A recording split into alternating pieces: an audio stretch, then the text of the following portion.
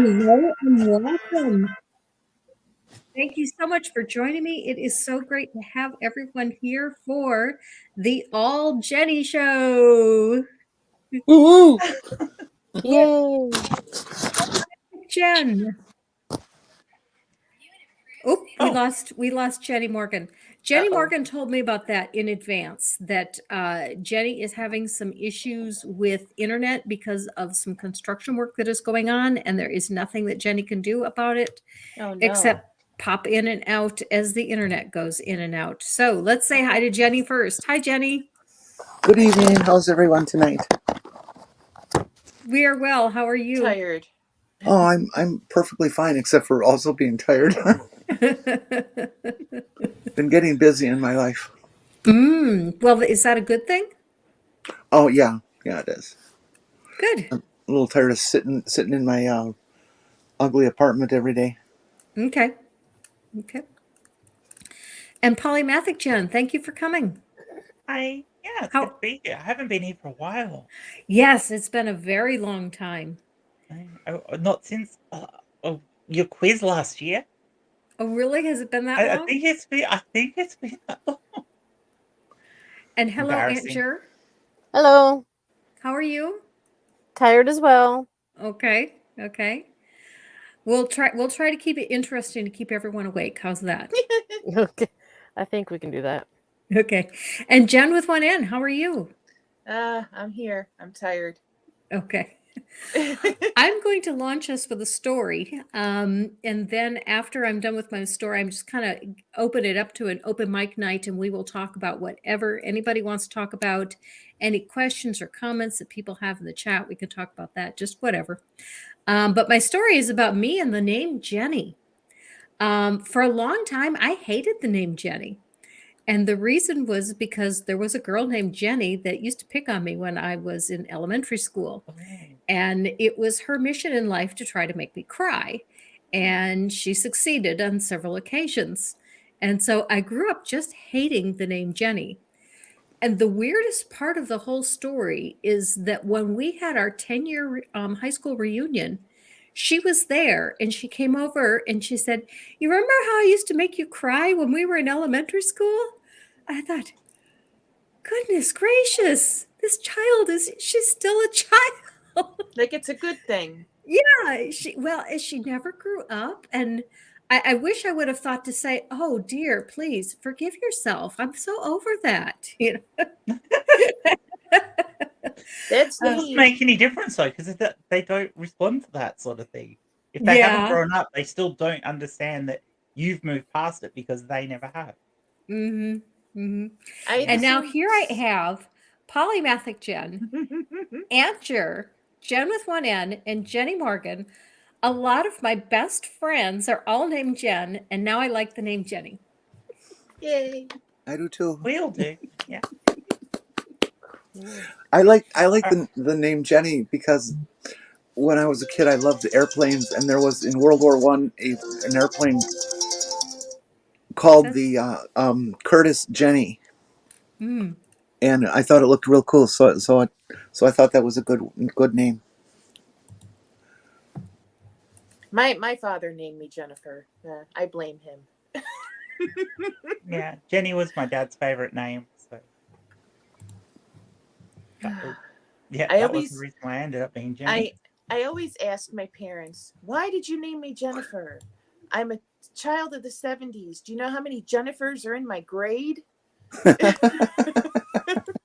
I couldn't even go by Jennifer D. I had to go by my full name because there was another Jennifer D in my grade. Oh, wow. And I couldn't go by the blonde Jen because there was more than one blonde Jen. Mm. And, We had that issue with Robin and the name Elisa. There was an Elisa, Alyssa, Alicia. They were all so similar that one of the girls named Elisa said, just call me Hippo instead. Ox's question. Jen is a reasonably common name in the community. I mean, there's us four. There's there's a few other Jens out there There's in the Nurse community. Jen. I Yep, don't know if you know Nurse Jen. yep, Nurse Jen. Yeah. I don't know There's, Nurse Jen. I mean, she's not in this community, but there's I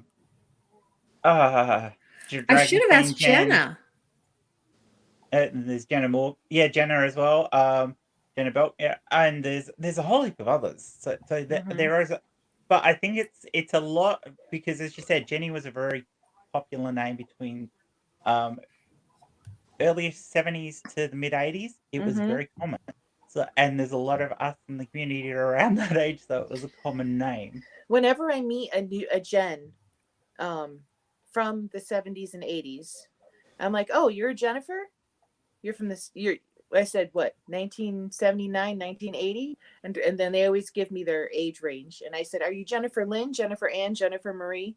You know, because it's one of the few. Purple says, in our community, if you don't know someone's name, assume Jenny if they're female and Dave if they're male, and you'll be right 35% of the time. Yeah, more or Oh less. my God. That's great. More or less. I have a question for all the other gens. How frustrating was Forrest Gump for you? Oh my God. Frustrating? Oh yeah, because at the time Forrest Gump came out, Mhm. I was doing the IT work in a high school, and I mean all the number of students who walk up to me and go, Jenny, What would you Oh, was Forrest Gump 96? 94. Oh, I can't remember. I want to say it That was was a the while ago. 94. It was right around the time I graduated high school. I was going to say it was before Robin was born. Robin was born in 01. My son was born in 01. Yeah. So, Yeah. Well, my husband always, because we weren't high school sweethearts, but we were friends in high school. And he would always come up and say, "Me and Jenny's like peas and carrots." never got that. Mhm. But it was such a thing that because of the character and because that movie was so popular, Mhm. every gen was like, I hate that. I ended up loathing the movie because of it. It was just, really? yeah, really. Huh.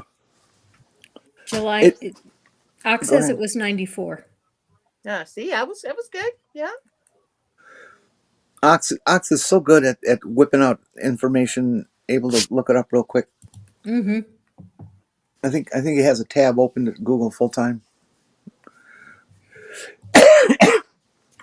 Forrest Gump did not bother me at all. I just I didn't even think about it really. If anything, I thought it was honorable to have your name as a character in a movie. Yeah. It was, apart from all the stupid things that came out of that movie that people could use at you. Yeah. That was the problem with that movie. Not that it's not a good movie. It is a good movie. It's just that it was ruined by people going, "Oh, you're a Jenny, so I can say Forrest Gump things at you." Yeah. Mm. And it got really annoying because, especially if you were around kids, it happened Mhm. all the time. The only people allowed to call me Jenny are relations or people I give permission to. Everyone else has to say Jen. Everybody has to say Jen or like Jennifer. Yeah, because I don't know what it is. I've been Aunt Jenny since I was 11.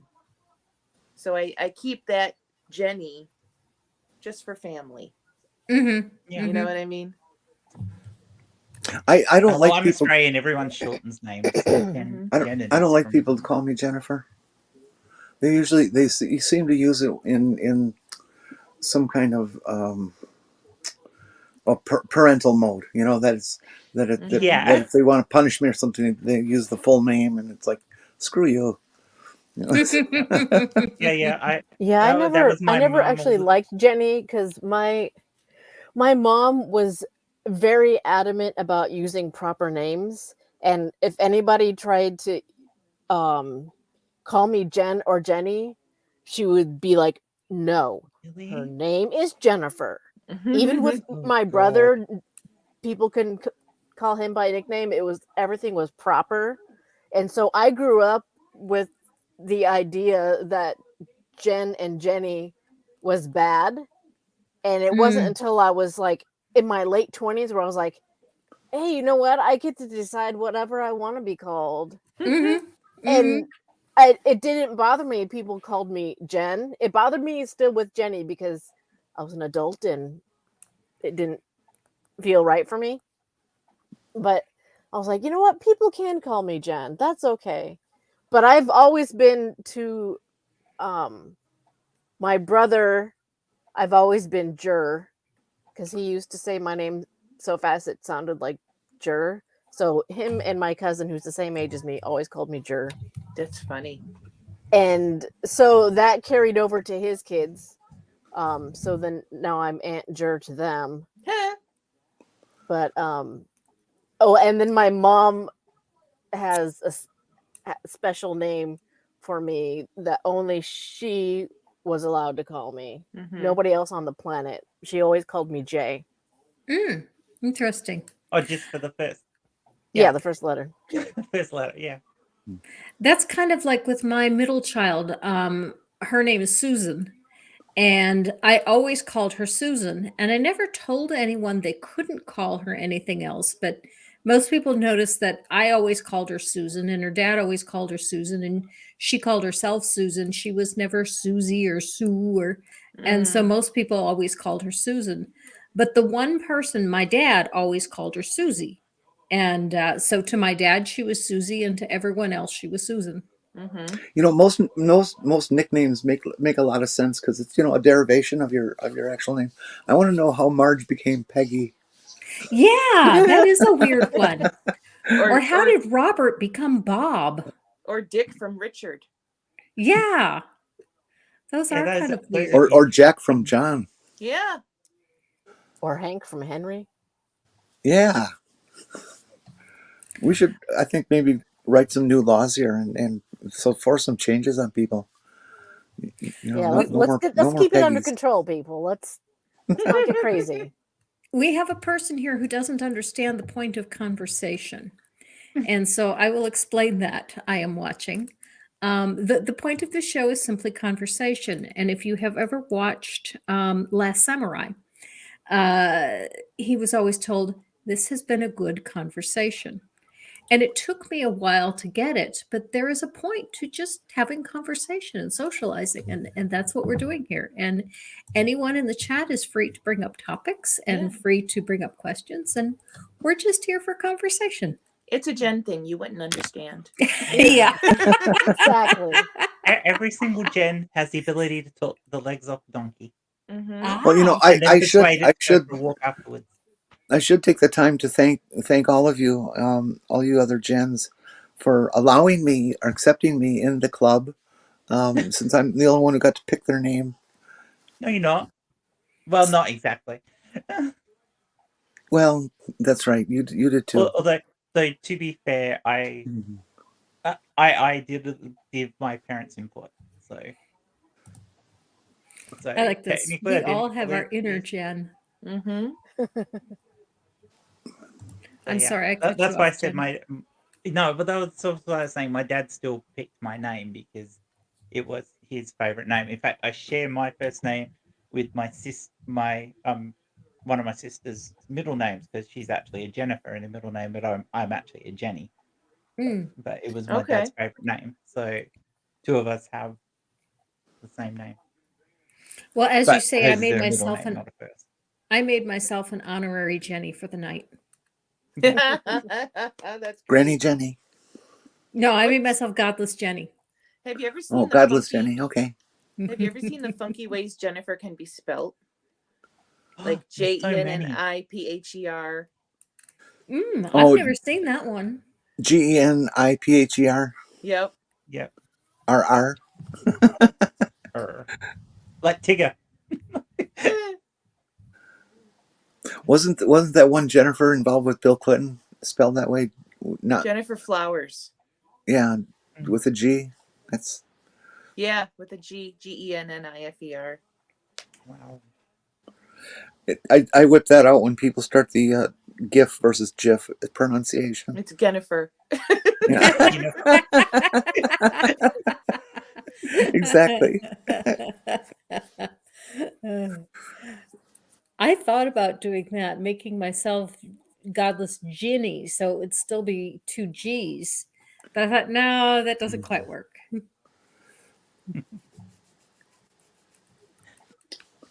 Well, and then So how many people have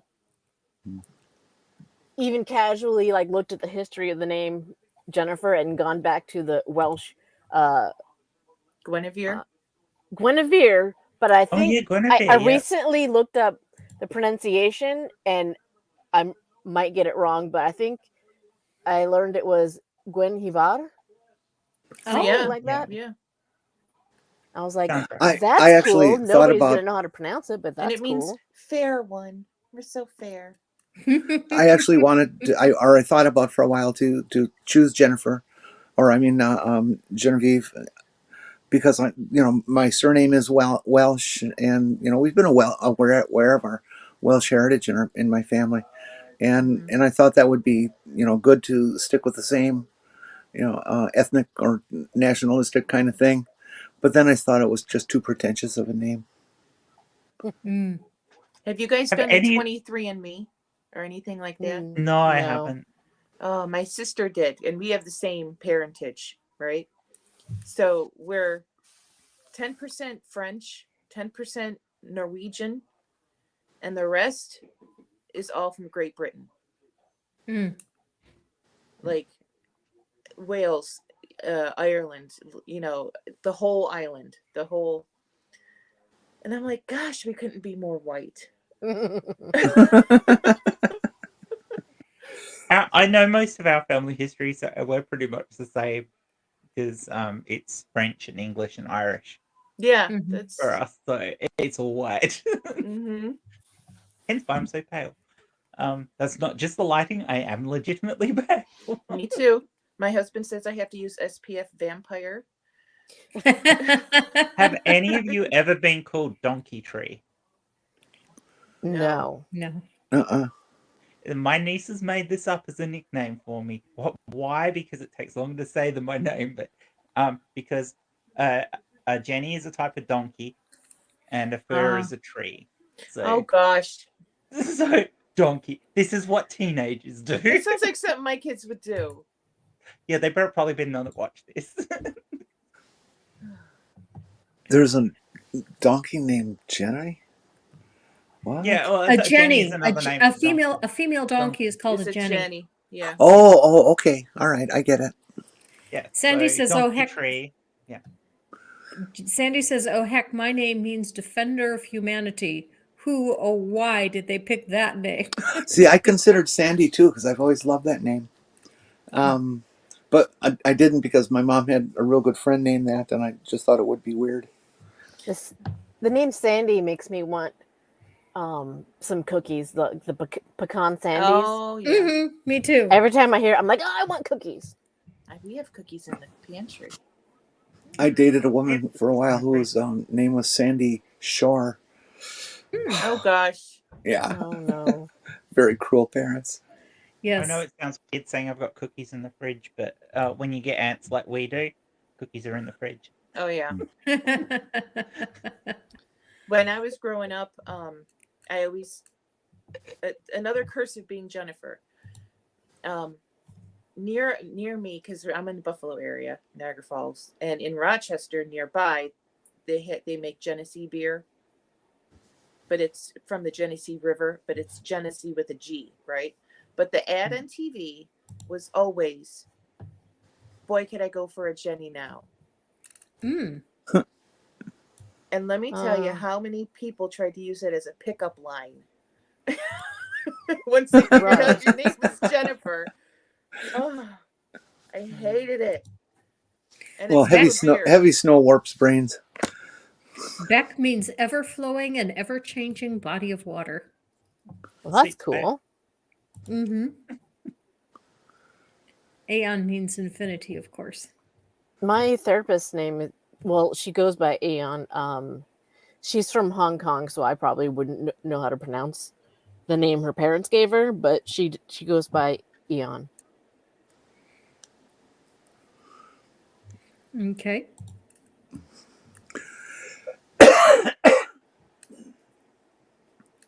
You're right there, Jen. You say that on this screen and you don't know who What? you're talking to. Jenny, are you all right?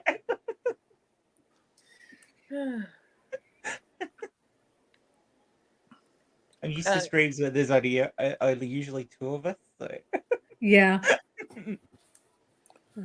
I'd always told myself I'm going to name my kids something not in the top 10 names because I didn't want them to have to go through what I went through, having to not Isn't only that the go. whole reason why some of these new ages started using things like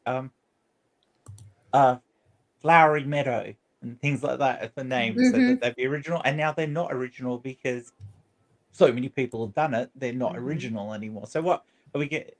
Are we going to start naming people after weird things like chemicals or something like that? Come here, I have a dioxygen. friend named Mary Meadows. Yeah. What was that? I said I have a friend named Mary Meadows. My mom has well, Aspirin. she passed away, but she would have been over 100 right now, and her name on her birth certificate, one word, was True Love, which I thought was the most unique thing. And I didn't know what my mom was talking about. She's like, I'm going over True Love's house. I'm like, huh? Okay. We love you, Sandy. I have a story for you, although it's a bit homophobic. I mean, yeah. There's a teacher at my kids' school. Of course, you got to realize this was a Christian school, and her name was Gay. That was the name her parents gave her. That was a fairly common name when she was a child. But when gay came to mean homosexual, she didn't want anything to do with that name anymore. So she had her name changed to Happy. Fair enough. I was Isn't muted. it That's cute. Bob She Hope's could've- wife's name? She could have changed it to Joy. Joy, yeah. So I also had a friend named Gay. She was about 10, 12 years older than me, and she seduced me one weekend. It was pretty marvelous. Because I was just in my early 20s. There was a woman in a town that I lived in for quite some time. Her name was Gay, and she married David Barr, and she was the best. She was the best known realtor in town. Everybody knew Gay Barr. Is that like the NASCAR Wow. driver Dick Trickle?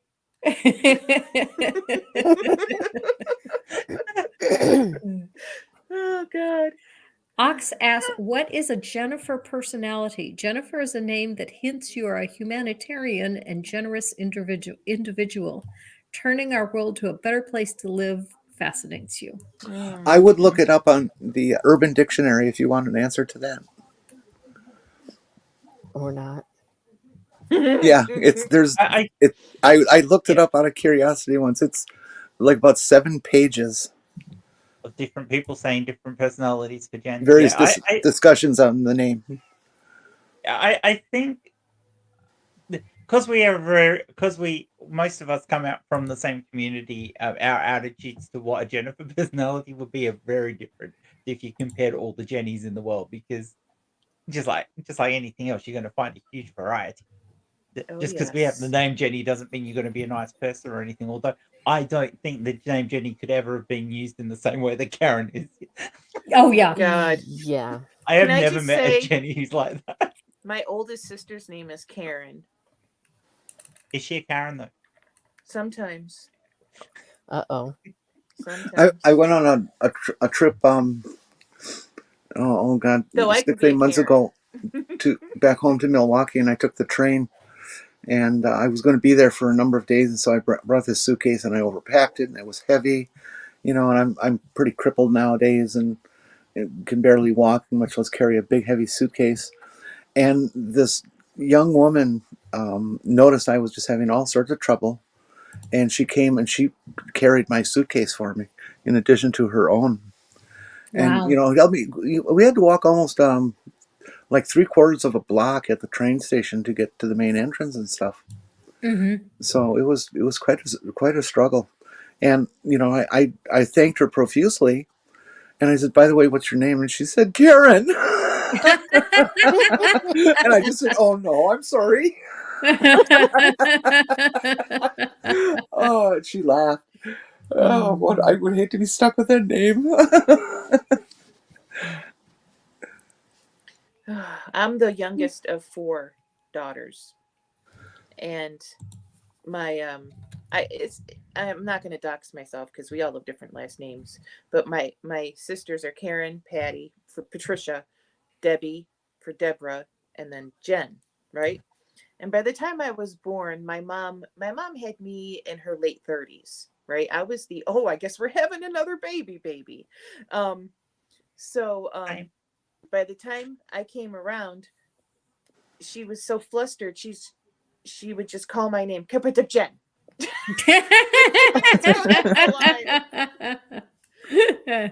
That whole thing when as a parent, and I used to laugh at my mum for doing this all the time, getting us all confused and calling the wrong one by the wrong name. She did even mix up genders between us all and everything. So it was, yeah, it was just crazy. But now that I'm getting close to 50, I do the same thing.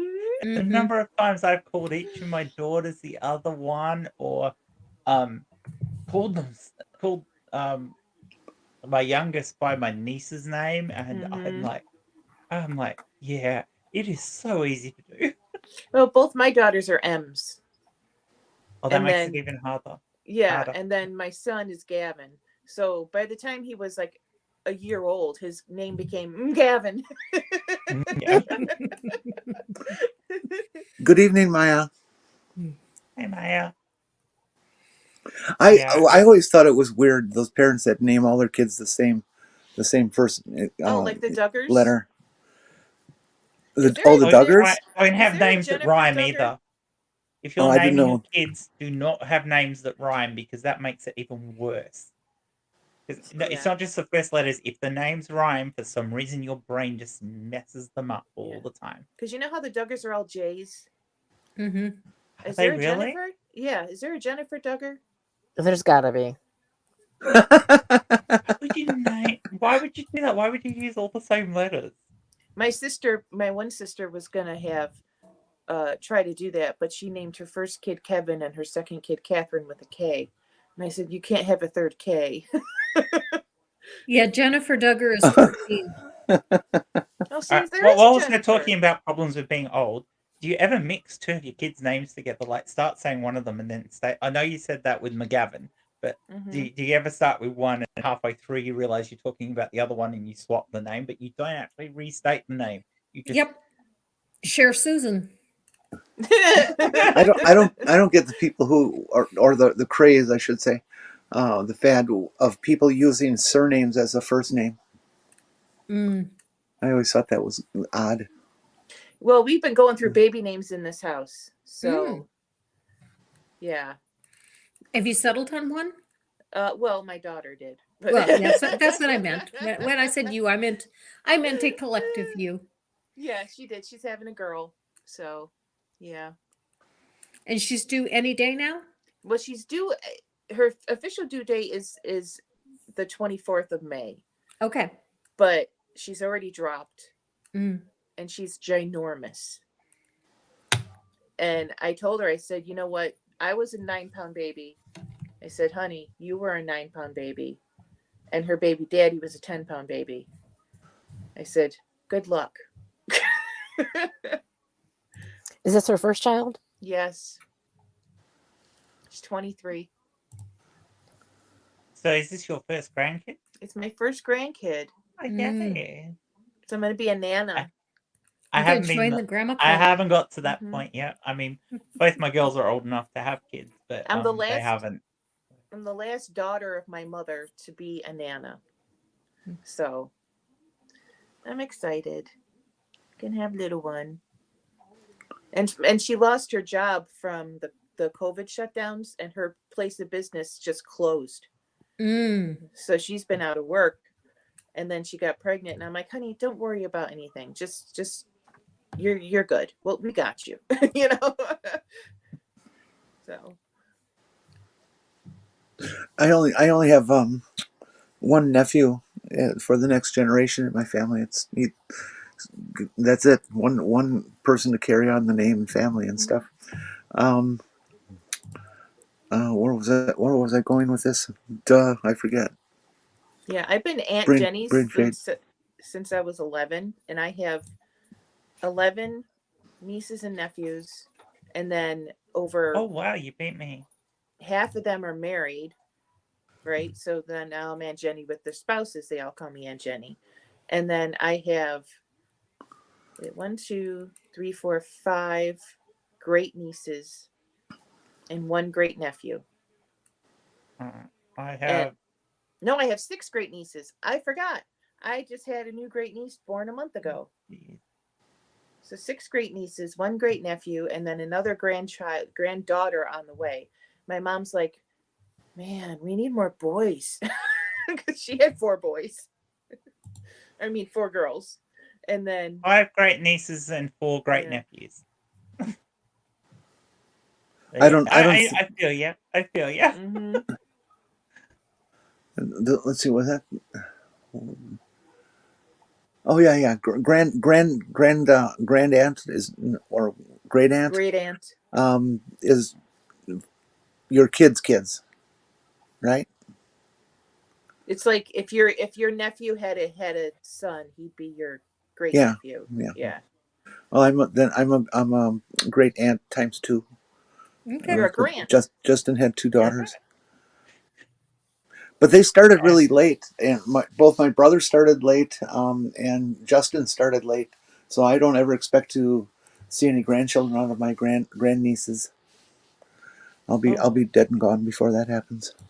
Well, the eldest of my great um nieces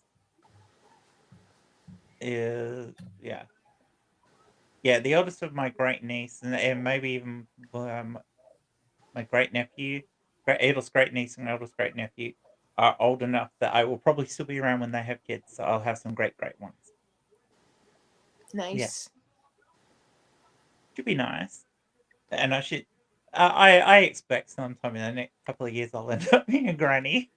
Gotta wait a while. My kids are in no rush. They're not even in steady relationships, so I can't imagine it's gonna happen Well, really soon. Well, my you Will. can. oldest is getting married in July. So my oldest is getting married. My second oldest is having a baby. My baby, my son, is out there watching wrestling with his father. I don't know what he's doing. Jen, will you change your name then to Polymathic Gran? I could. I think it'd be too confusing if we have extra grannies here. Ah, okay. I used to go by Aunt Jen or Aunt Jenny for a whole Oh, host really? of online games and things like that, but I'm glad I didn't do that in this community because that would have made it even more difficult for Andrea. We have a super chat from Digital Demonic Davros who says, all my Oh, Jennies, life is like a box of Jen. Look out, you're gonna get hurt. Hi, everyone. I'm at work to suffer. Have lots of fun. Love from me. Thank you very Davros. much. Thank you, we Davros. ended up having to have a horoscope reference from the chat. At least it was variant enough. Thank you, Davros. Sandy says, I have no clue how many grand nieces and nephews I have now because my siblings won't tell me anything and they probably don't Aw. even know I exist. Sort of sad. Yeah, that Aw. is sad. Aw. Sorry, Sandy. That is sad. I'm the only grandma of my siblings. So Wow. I don't have any great nieces and nephews yet. I have nieces and nephews, and one of my nieces is married, but she's the only one. Of course, Sandy, I'll be your niece. did you get that, Sandy? You have a niece now. I don't think you realize how big or small your families are until you set out wedding invitations. Oh, Yeah. Well, that was one good thing about being disowned when I transitioned is I don't have to do anything for Christmas cards, birthdays. I don't have to bother with any of that stuff. yeah. You still talk to one of your brothers though, don't you? Yeah, yeah. Well, two of my brothers, one younger, one older, but only one has kids, and the other one couldn't care less. So, Sandy says, well, it's like this. The siblings are toxic, so I don't mind because they pass that crap on. And I totally get that because in the last 2 months, I disowned my brother. Uh-oh. ooh, I now have one brother, not two.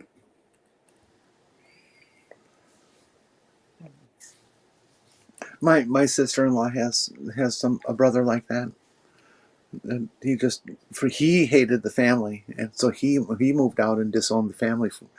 Um, Well, he may have disowned us first. The reason I did is because my dad was very ill in December. My older brother went out to see him and said, Dad has weeks to live, but I don't know exactly how long. But his birthday was January 1st, and my brother said, I'm pretty sure he'll make it to his birthday. And so we all planned to have a big birthday party for him for his last birthday. But I did tell my younger brother, who lives in the same town as my dad did, if anything changes and he goes to into hospice, please let me know and I will be there. I mean, it's a 9 hour drive. I'll be there in 9 hours. We have bags packed. We are ready to leave at the drop of a hat. My dad died, which I was informed of by text message. What? My brother sent a group text to my siblings of us and myself to tell us that my father had passed. And then I called him and asked him what happened, and he gave me a big story about how my dad died at home. And I obtained a copy of the medical examiner's report, only to find that my dad did not die at home. My brother told me a pack of lies. My dad was an inpatient at a hospice, and my brother chose to withhold that from me and denied me the ability to say goodbye to my dad. oh, that is And just that evil. is why he is no longer my brother. That is evil. That is. That Oh, that's that's horrible. horrible. It's not acceptable. I mean, I knew a couple of days before my dad died that he was going to die, but I mean, it was a 5 hour drive for us to come down and see him. But at the point, we knew he wasn't lucid. He didn't know who was visiting him at the time, so would have been purely for my benefit and not his to come and see him. And I'd already seen him like a month before, and I would rather have remembered him as I saw him then when he was lucid and able to talk with you and everything than remembering him as somebody who basically wasn't functioning for a few days. And So Sandy's right. I made that choice though. I'm sorry, I interrupted you. Yeah, no, it's okay.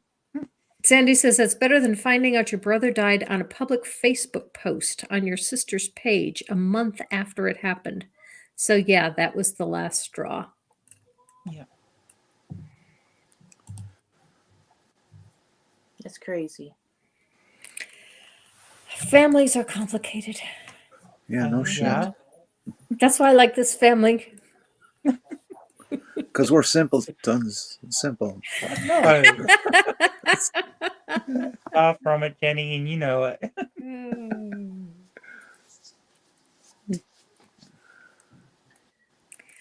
All right, we'll turn the topic to something a little bit more. I'm trying to decide if I should go science and ask Jen a question or if I should go political and ask Jenny a question.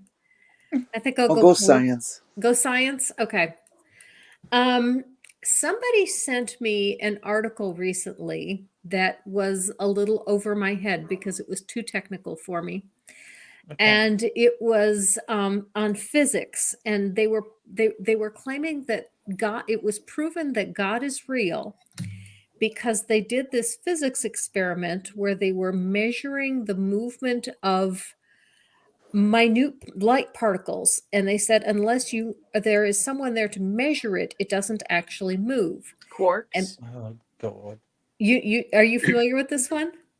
Yeah. Mm. All right. So it's not that things don't exist if we don't see them. It's a fallacy. Well, what it is the observation of something affects how a thing is. So quanta of light. So light is a quantum is a quanta of energy basically, or of waves. But it's also a particle.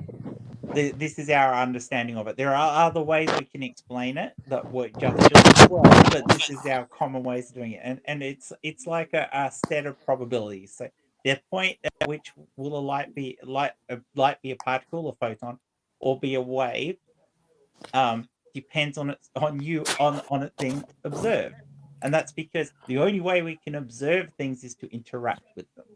So the fact that we've interacted with something completely changes how it is, which is why things like the double slit experiment work and things like that, because the act of observing something fundamentally changes it.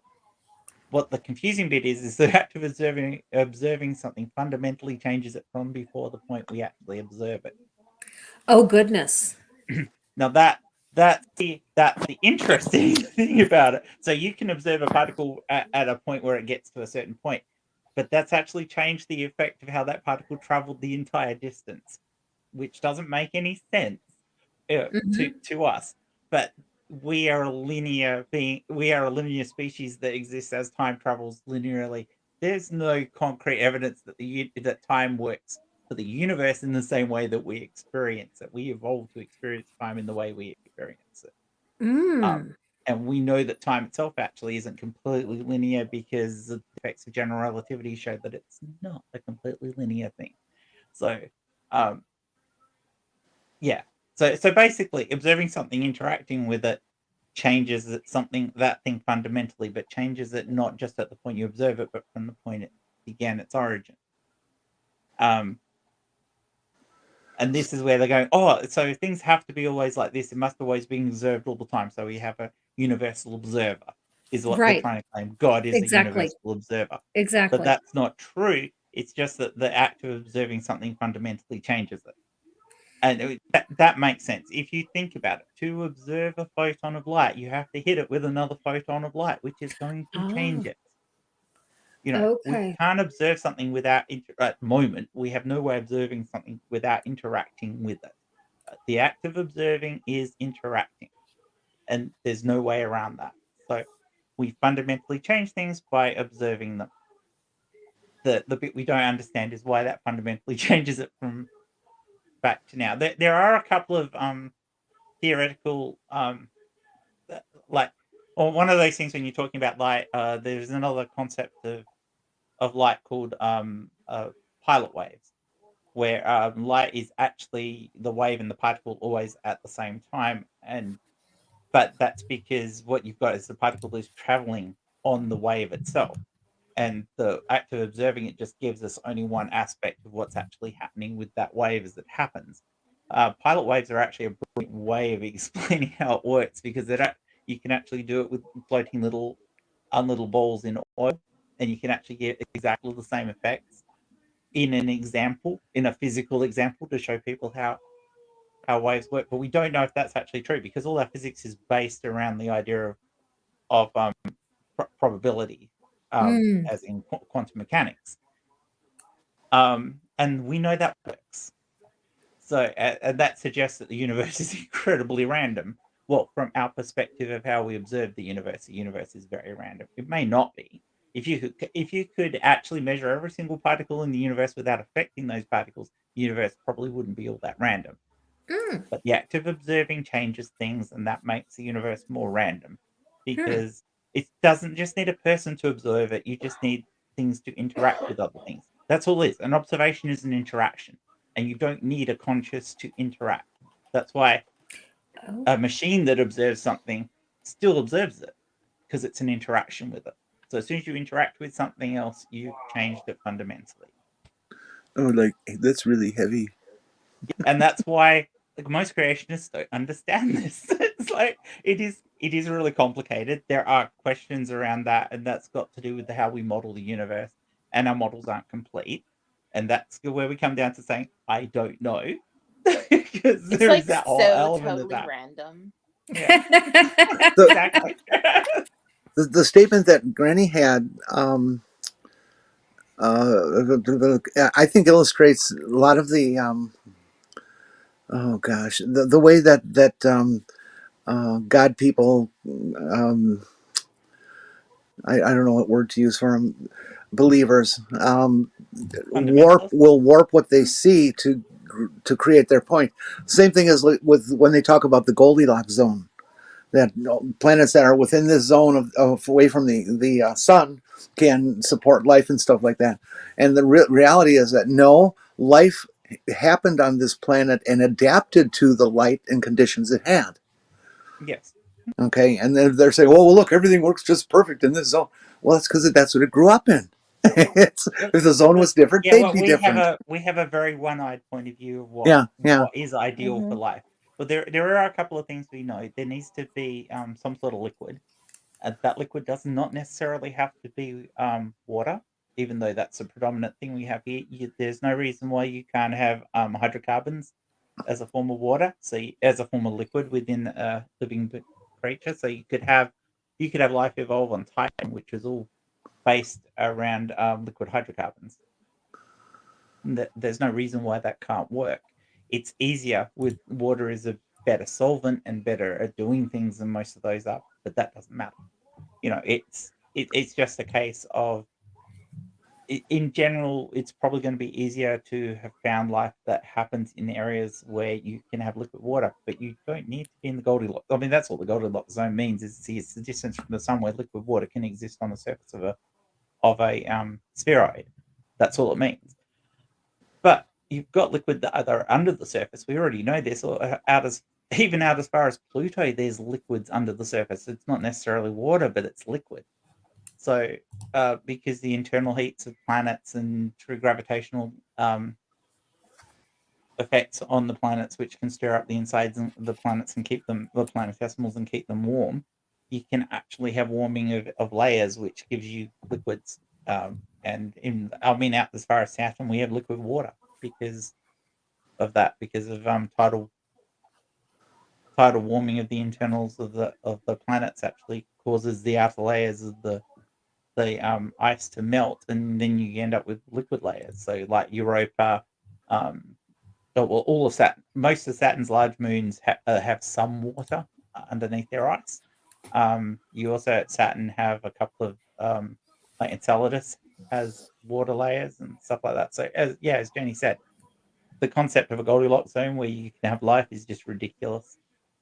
There is no reason why you couldn't have a um a rogue planet which has a large moon orbiting it, which will stir.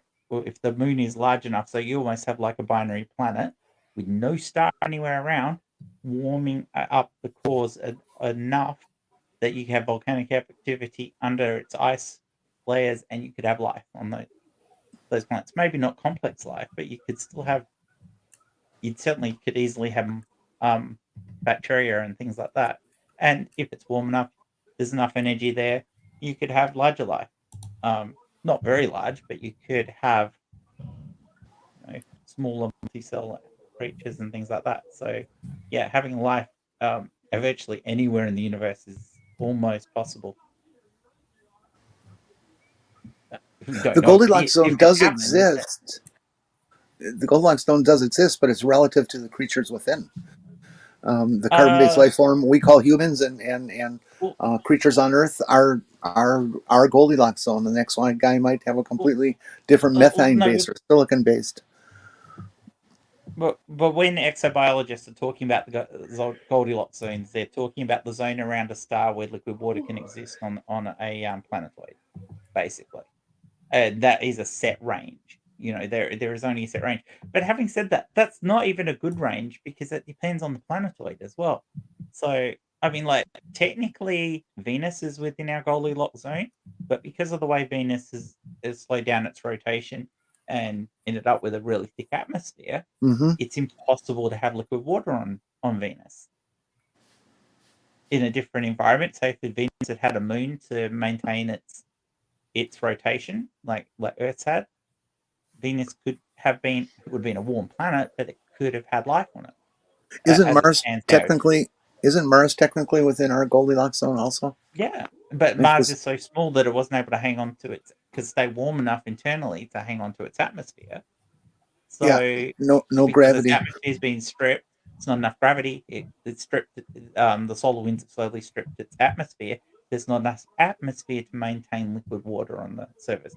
Although it is possible there is some liquid water under the surface, and you occasionally get water rain on Mars because you can get precipitation, and then you get small amounts of water that runs in the crevices, but it's tiny. It's a tiny amount of precipitation on Mars.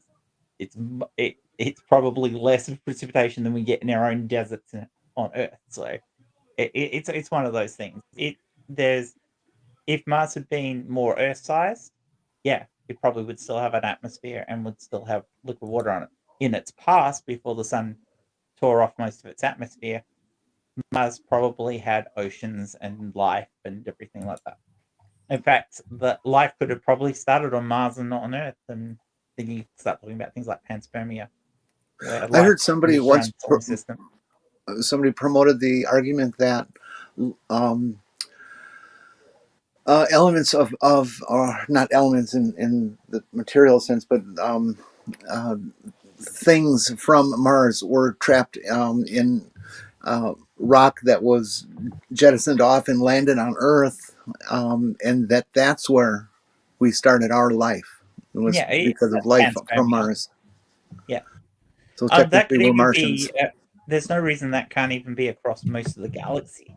I mean, the galaxy is Hmm. old. If life evolved very early on, but in some stars, especially around any red dwarfs that formed early in the at the start of the galaxy, you could have had life form in those locations, and then we get asteroids moving around and slowly populate the entire galaxy. Yeah, it'd be really slow, but we've had what 12.9 billion years for them to get around. That gets it around the whole of the galaxy pretty much. So there's a strong possibility that any life that we find in this galaxy is going to be the same. It's at the same base DNA or RNA because it probably all started in the same place. It won't look the same because there's so many variants and combinations you could have. But we're going to find lots of things that are very similar. Like if you're going to find an intelligent species, it's going to have a way to move around.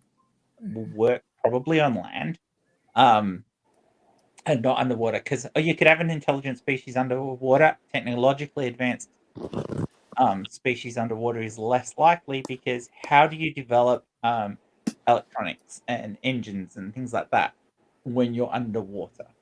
Those are the sort of things that need developing fire. Even you can't have fire underwater, so you're limited in the technologies you can develop underwater.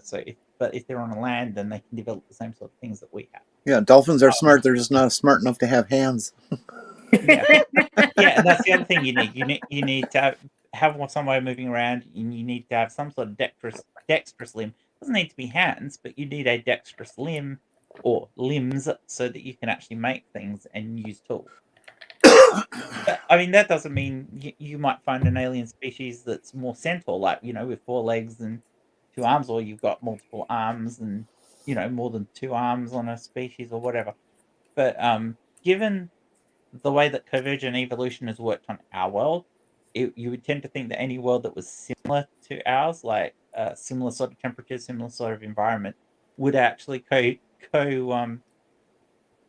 evolve similar, not the same, but similar types of life forms. So you probably find either four-legged, four-legged or two-legged for moving around, and a couple of arms at least would be fairly common. And whilst looking strange, wouldn't look any strange than somebody who'd never seen an elephant before finding an elephant, or any more stranger than the variety of life we have on this planet, because If you're somebody who's never seen one and you first encounter a squid or an octopus, you can freak the hell out. And yet, an octopus, as a land-dwelling version of an octopus, is actually something that could develop intelligence, is dexterous, could make tools and use tools and develop technologies. You know, eight-legged creature that looks like an octopus that lives on land. I have a Or can question. go to the water. Yeah. Why do planets spin? Oh, why do planets spin? Okay, that is a really good question. It's got to do with the way that clouds of gas collapse. Oh, So like if you start out with the way the solar system would have formed originally, as the gas that collapse to slowly form the star. So initially it's just particles hitting each other and combining, and you get a core, and then gravity starts taking control. Now, as the gravity of the thing starts pulling other things in and contracting, that actually applies a spin to it. And once the spin starts, the contraction actually makes it spin a bit faster. This is why things start out faster and then ends up going slower, because they slow down over time. So as the thing is forming, the forming of it creates a spin. And the stars generally form first, or the protostar at least, and that's already applied an entire spin to all the gas that's in what would be the future solar system. So the stars start compressing, that's applying a spin to how it goes. The direction of the spin is pretty much random, unless it's affected by things that are around it. But pretty much random. So as it compresses, it gets a spin that starts stuff spinning in the other things, which actually has particles spinning and clumps spinning. And as those clumps come together, that forms extra things. That's why most of the planets spin almost in the same direction. Not always, because you get things like where you have collisions that cause things to flip on their sides and spin sideways, like Uranus does, or in the case of Venus, where it virtually does well, it spins the other way, but only slightly. In Venus's case, it was caused by atmospheric braking, because Venus's atmosphere got so thick, it actually the high speed of the atmosphere actually applied a brake over millennia to the planet, and that's what actually slowed Venus down. So Venus's own atmosphere is what slowed it down. In fact, Earth's atmosphere would have slowed it down faster than what Earth is slowing down had we not had the moon. The moon has the orbit of the Earth and Moon around each other has actually stabilized Earth's spin to a large degree. Even though it still, as the moon moves away, it changes the length of our day, because there's a trade-off of, there's so much. The moon moves away because it's being pulled, because the moon and the Earth are pulling around each other. So technically, they're moving away from each other. So they basically push away. That act of pushing it away actually slightly lengthens the Earth's day. So the moon actually is slowly speeding up the Earth rather than the Earth slowing down from its own atmosphere. But it would have taken an awful lot longer for the Earth to slow down than what Venus did, and that was purely because of how dense the atmosphere is. By the way, the whole thing about knowing that it was the atmosphere of Venus that slowed it down is something that scientists only figured out in the last 18 months. Oh, wow. So it's a pretty new discovery. Jen is keeping Lots us of up to date. Yeah. latest Well, that's science. not that much up to date, but it is interesting.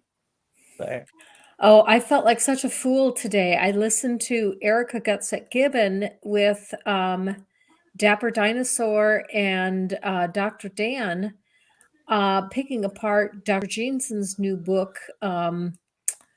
It's a book on Yeah. genetics. I watched That one, yeah. one part of that so far. And okay, I haven't. Erica was saying, this is baby evolution. This is what you learn in as a freshman, and she started talking about all these things. I had no clue what she was talking about.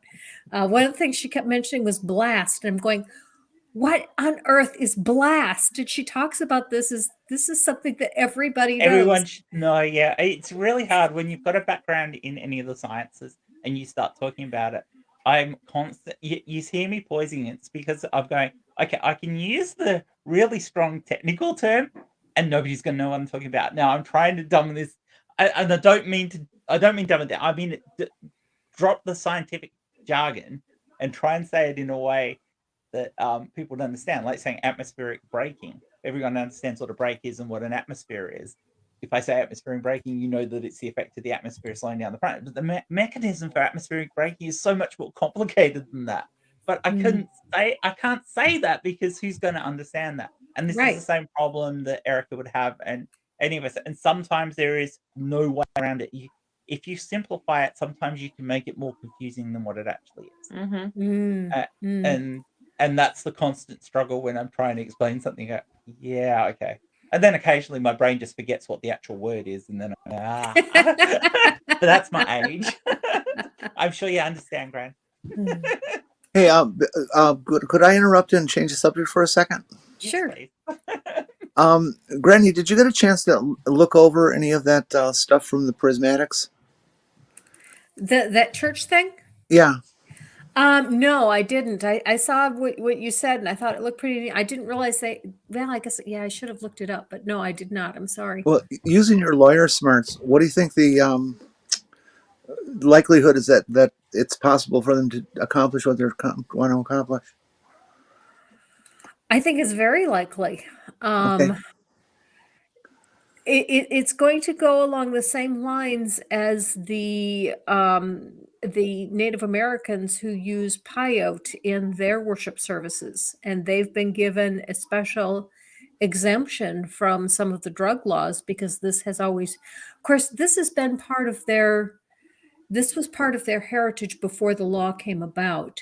So making the religion after that does make it a little bit more problematic, and that is going to make it more difficult from them.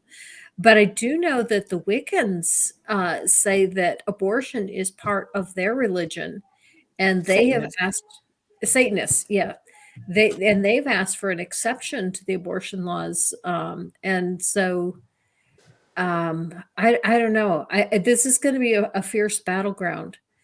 I Um, think you've got well, not we. I mean, I think we're going to follow suit over here if we don't get rid of the current government we've got in Australia. We're going to have major yeah, problems with similar to you guys, because you can see that in our Liberal Party has been putting up for auction are a whole mob of bigots. So we're going to end up with the same sort of policies coming in over here if we're not careful. But the battlegrounds that you guys have in the US are just terrifying. I mean, the removal of rights from women, trans people, anyone else LGBT, Look at my is shirt. it's horrific what's mhm. Where's my happening over thing? there at the moment. That's what I'm worried Can you about. see it? Yeah, and how anyone Yeah. could think that fits in with the intention of your constitution is beyond me. Mhm, mhm. I'm Land of the really worried free, about but only Missouri. if you believe what I believe. That's pretty much what it comes down to in those states that have passed those sort of laws. Yeah, you're I only free in this country if you believe what I believe. Exactly. I know Exactly. that the lady and who started this, and then the people that she's made part of the board have consulted with other nonprofits, particularly the Trevor Project, and to see what they suggest, and they've suggested get a lawyer. So they're now accepting donations to hire a lawyer to help them, you know, to avoid a lot of problems for whatever problems they can avoid from the start. So they're on the lookout for. They're trying to be very careful. I heard As a also person that looking in, the righties have already heard about it and are starting to do some blowback, trolling and harassing and stuff. Mm. yeah. Purple has a oh, go ahead. I'll get to this I after was you. going to say, as far as somebody looking in from the outside, what really concerns me for you guys, especially, because I don't think this would happen in Australia. I think what would happen is the states would fight against the federal government here, and they would end up having to tone it down because, in general, there isn't groundswell support for that sort of legislation in Australia that you have in the US in some states. My concern for you guys in the US is, um, if they continue to push this, they pushed out anti-LGBT, anti-women's rights, and all the other things that the conservative parties especially are trying to push at the moment, and the Democrats aren't really doing anything to try and stop. You're going to end up with another civil war. Mm-hmm. We're going to end with what? I'm sorry. Another civil war.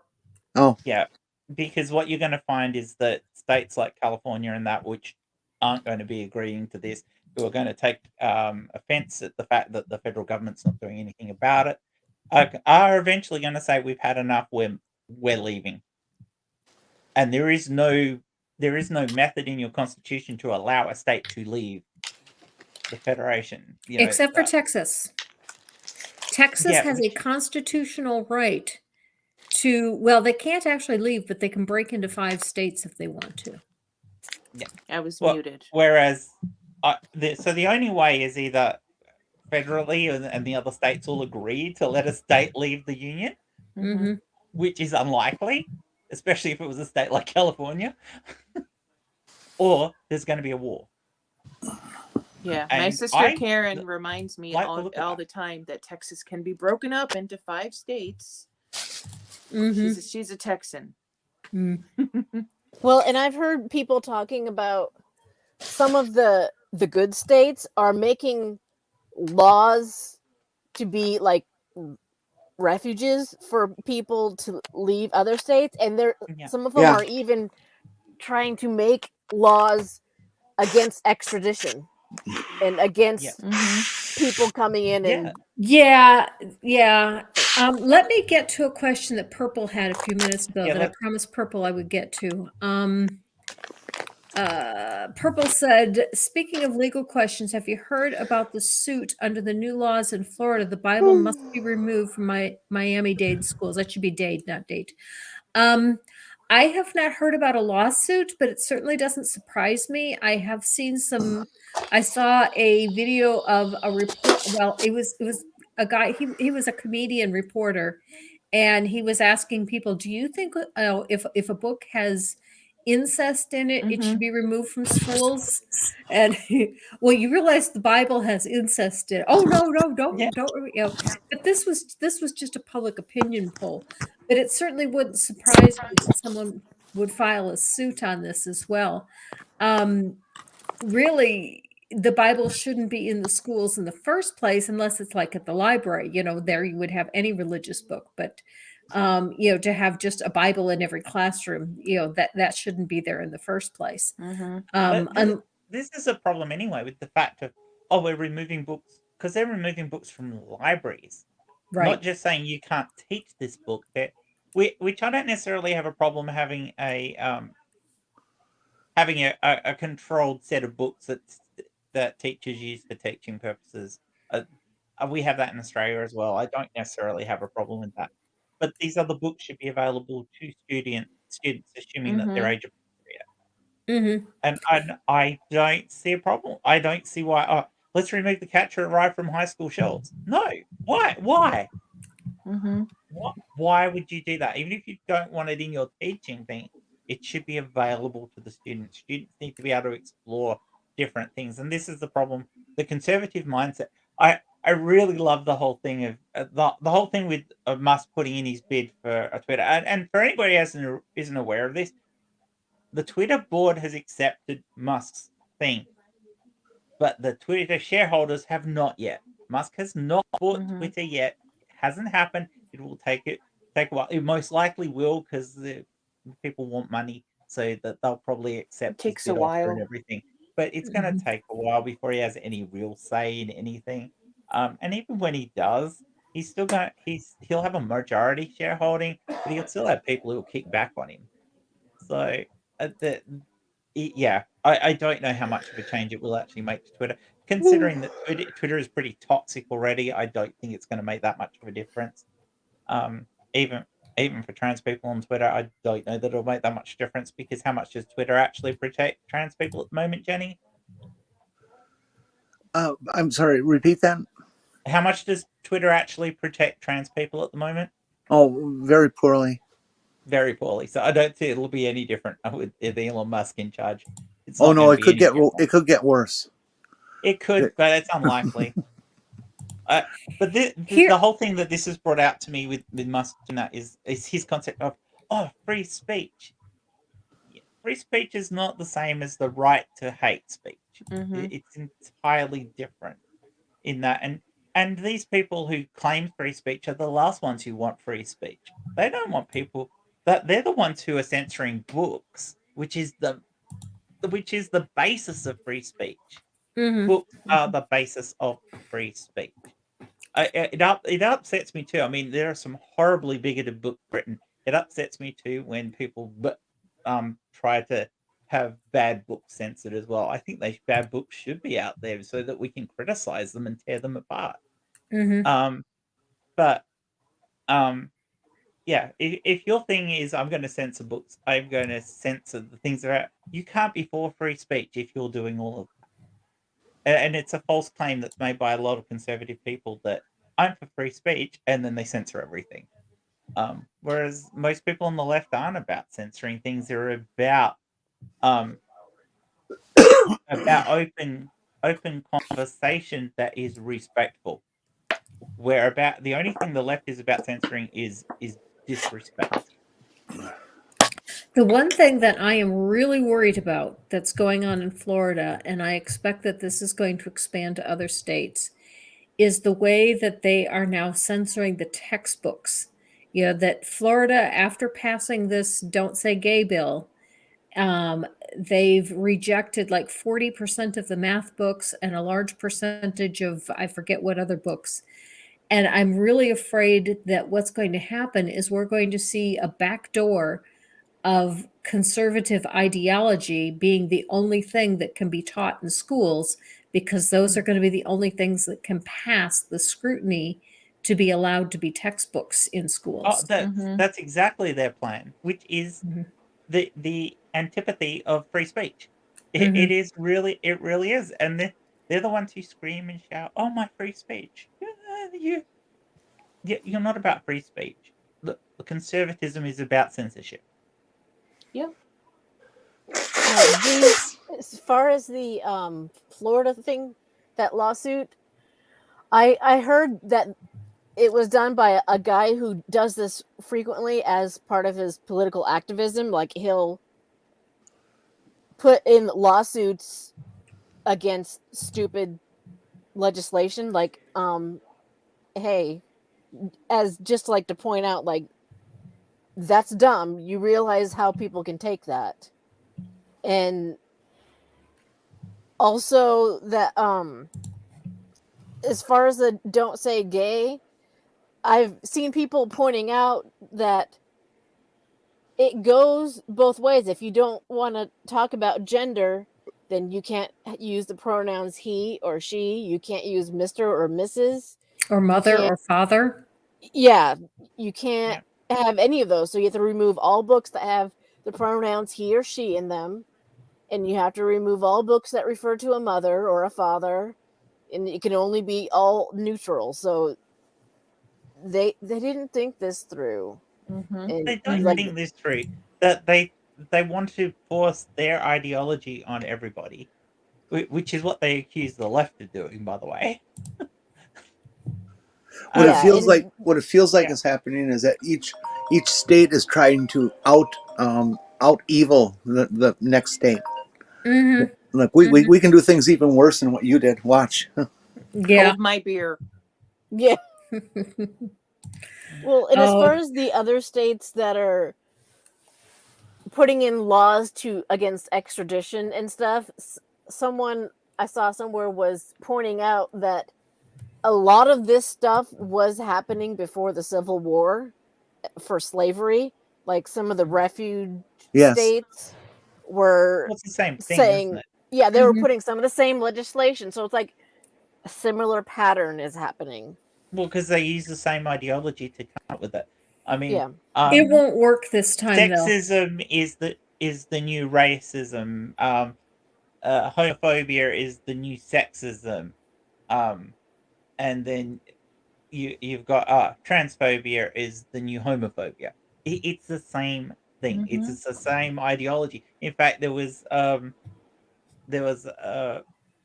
conservative manifesto that was in place for the Heritage Foundation, which actually outlined that if we lose this battle on gay rights, our next thing will be to attack the trans people. Because if we can win with them, which should be an easier fight, we can then come back and beat the gays.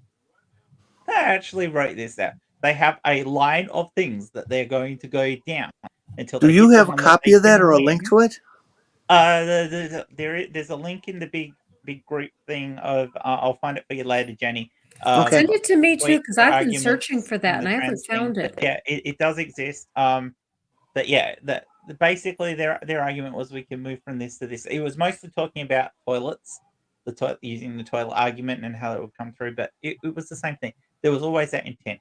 Once they lost gay marriage around the main places in the world where they thought they could lose it, those places would move on to arguing against trans rights because that was their next battlefield. And if they lose on trans rights, they will move to something next. They'll attack furries or something, which they do anyway. But they'll concentrate on that because they put their money where they think they can win, and as soon as they can win, they can move it back. And that's what they've done.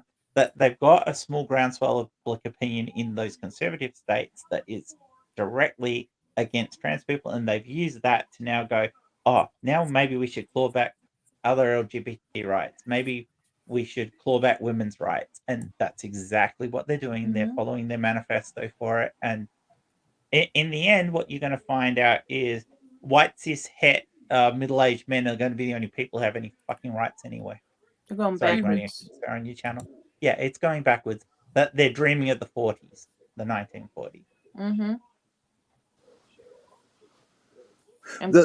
Their hate is beginning to affect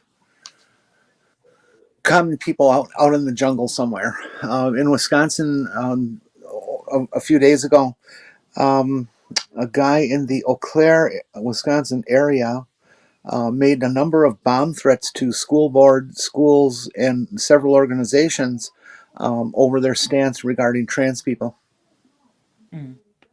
He was, of course, arrested, but still. Doesn't take much imagination to go from a threat to an actual bomb. No, and that's the thing. When you swallow up hate, it's easy for that hate to grow towards more things. So you don't hate. This is where they go. Oh, we hate what this person does, but we don't hate the person. That attitude, yeah, that's bullshit. Really pisses Love me the off. sinner, hate bullshit. the sin. Yeah, hate the sin, but not the sinner. Love the believer, but that hate the is belief. that whole thing is the whole reason why conservatives think it's okay to do stuff like this. Yeah. We don't hate you. I hate the bigotry and I hate the bigot too. Yeah, because yeah, especially if the name is J.K. Rowling. Well, but the logic that they use for that is just ridiculous. Whereas the logic I'm using for mine is, if there wasn't a bigot, there wouldn't be the bigotry. Yeah. And I mean, if we're all a bit honest, we can all be a bit apprehensive of things that we don't understand. That is normal human behavior. The difference between somebody who is a bigot and the average person who gets apprehensive about things or cultures or whatever else they understand is those of us who aren't bigots try to understand. We try to figure it out so that we can expand our knowledge and try to accept and understand people. If we don't like it, then we take a position against it. But we take a reasoned position against it. We don't take a position of hate. Speaking of which, I saw something that made it really easy for someone who doesn't understand to understand trans people. And it was on Star Trek Discovery. In I believe it's season 3, the 4th episode, there is a character who is a human with a Trill symbiont. Yeah. And she tells her, They they tell their commander, I don't want to be referred to as she, I want to be referred to as they. no, it's just a better conversation than that. It actually Well, really is. yeah, but what I was going to I've get at is never that really felt like a she. that's where I'd I like was to be going. referred to as a What they, and was it's that totally I've accepted. It's never instantly, right. And and that it shows how that changes. And Hold on, I remember, can't understand either of you. One at a time. sorry. Let Granny finish her point. Yep. Okay. Yeah, they said she has never felt right to me. And so they asked that they be referred to as they.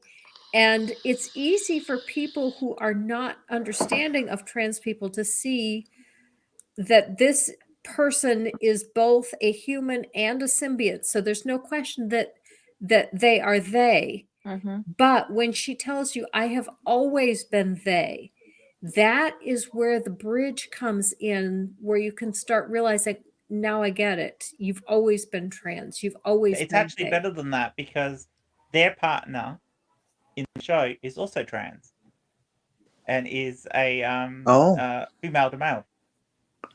I didn't know that. Yes, and actually I never played saw the and partner actually before. played by a trans actor. So an Ah, actor who's trans.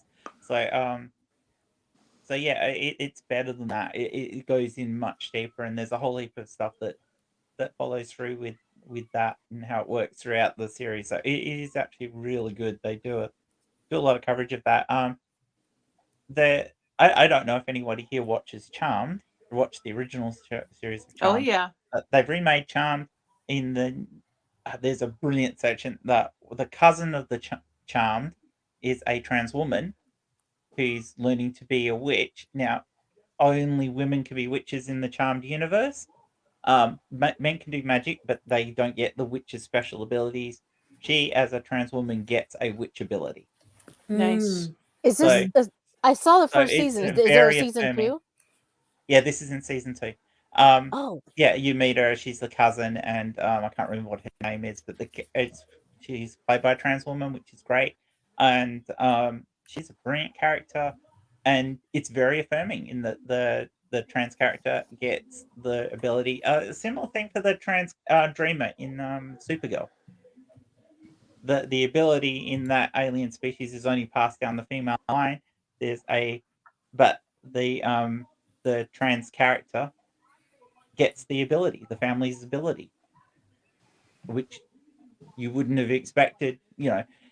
It's saying that these shows are stating that the brain chemistry is more important than the physical body for those traits, which I think is a great way of putting it. mm-hmm, So mm-hmm. and they're very affirming and things like that. And these are popular shows that people watch.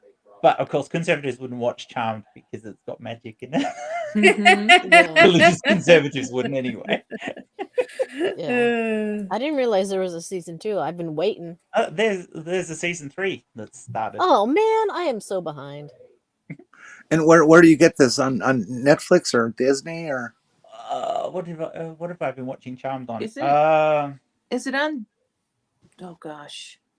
Yeah, I think I'm watching it on Stan over here, which means it'll probably be Hulu or something like that in the US.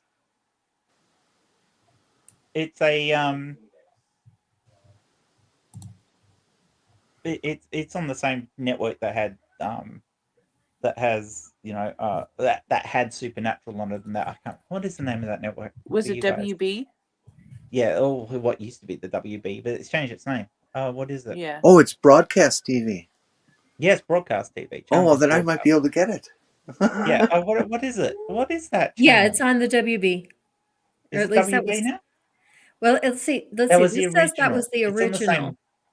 Yes, it's still on the same channel, but WB isn't what it's called now. It's called something else. Okay, Geez, I don't But know.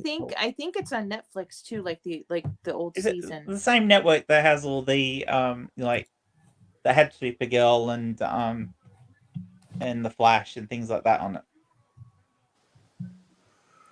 I don't Well, CW. know. that's Fox. That's CW, the yeah. Fox channel. Sorry, yeah, CW. No, I knew Yeah, there no, was a CW Supergirl is not WB started Fox. out on somewhere. Fox and went to CW. No, CW is not Fox. No, I Yeah, know, but Supergirl started on Fox, but then went to CW. Oh, okay. But it was made by the same people who made The Flash, which was always on the CW. And yes, the new Mm-hmm. series of Charmed is on the CW. And I think they started showing them on Netflix too, like season 1. Yeah, I might have Okay, well, we don't watched. get it on Netflix here, but yeah. I And might have with watched season 1 on alternative methods. That's how I'm watching season 3. And this has been an absolutely lovely conversation, but it is time for us to bring this to a close. We've been going at for almost an hour and a half, and I do like to give Wow. everyone a chance. Yeah, the time flies, doesn't it, once we start having some fun? I do want to give everyone a chance to do a little bit of promoting for themselves, or if you want to show for someone else, that is perfectly fine. And we will go ahead and start with you, Jen, Polymathic Jen. We're all Jens here, aren't we? So we'll start with Polymathic Jen. Any closing thoughts that you might want to express, as I well think as filling for anything? I think it's great that we're all Jens here, and it's long live the Jens and the Gen Collective. You will be assimilated. Resistance is futile. Aunt Jer. I've got some things in the works. I'm working on starting an OnlyFans where I read grammar reference books. And Nice. I'm Nice. figuring out how to do the audio editing. I've got next month, sometime probably later next month, I've got some coloring books coming out on Amazon.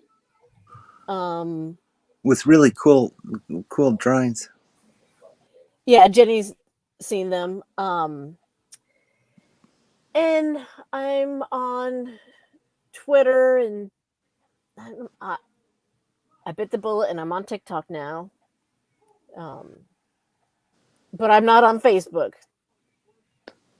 I Okay. think that's pretty much it. Okay. Thank you very much. Jenny Morgan. I'm going to be on B's show right after this. B Just No B on YouTube, and it'll probably just be another toxic mind fest of some sort. And Toxic. yeah, what the hell? We'll just eat at each other all night. And then of course it'll be Purple's stream at midnight tomorrow. And that'll do for the rest of the week. Okay, very good. Jen with one N. Well, I have back surgery next week, and then again 2 weeks later, and sometime in there, a grandbaby's going to be born. So I'm going to be busy. Okay. And my So other we- daughter's getting married in July. So it's going to be a busy season for me. It's going to be a while before we see you back again. Well, I'll be hanging out, but I'll give Twitter updates. Just don't get a white bonnet. Yeah. I hope your surgery goes very well. Thanks. I Yes. want to be able to stand for more than the ability of length of time to fry an egg. It's bad. It's bad right now. Purple says my show is at 10 p.m. Central, not midnight. It's midnight. That's here right. for I'm me. sorry. Thank you, Purple. Now you know why I keep missing the start of it. That's midnight for me. And yeah, the comment that I brought up earlier from Ox, let's see if I can find it. It was really very clever. Oh, here it was. I got my daily dose of Gen vitamins. Now go fill up on my B's. And that was a reference to going over to Beck's stream, to B Not B, which will be starting in just a few minutes. And as far as what I have going on this week, I am doing a produced video that is a response to an interview between Sean McDowell and Dr. Titus Kennedy on archaeological evidence for the Old Testament. Next week, I am taking the whole week off because I am going to Philadelphia. And so there will be no live stream next week. I might delay the release of the video with Dr. McDowell and Dr. Kennedy, just to kind of keep the algorithm going and keep YouTube going kind of smooth. So you'll Then, be a Philly in Philly.